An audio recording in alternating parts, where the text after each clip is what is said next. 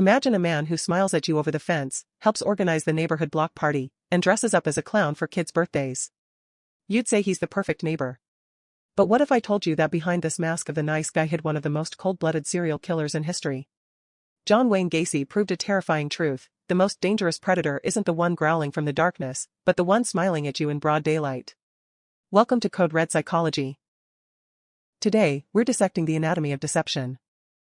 Who was John Wayne Gacy? John Wayne Gacy was a respected businessman, a contractor, and a Democratic Party activist in 1970s Chicago.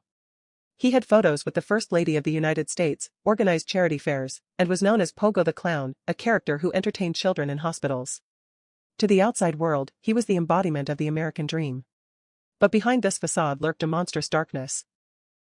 Between 1972 and 1978, Gacy sexually assaulted and murdered at least 33 young men and boys.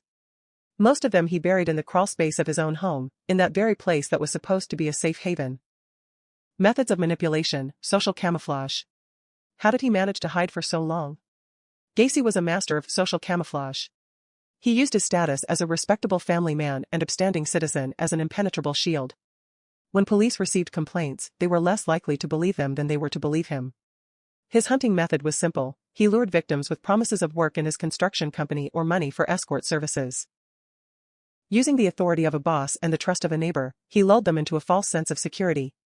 This is a classic example of how manipulators use social norms of politeness and trust in status against the victims themselves.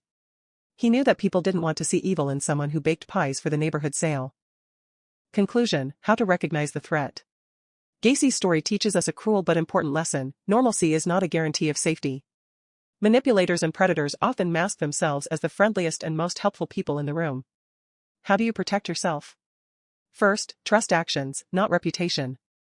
Second, pay attention to boundary violations. If someone is too insistent on gaining your trust or uses their status to make you ignore your discomfort, that's a red flag. Don't be afraid to seem rude when refusing those who cause you intuitive rejection. Your intuition is an ancient survival mechanism. If you enjoyed this investigation, hit the like button and subscribe to Code Red Psychology. We teach you to see what's hidden behind the masks.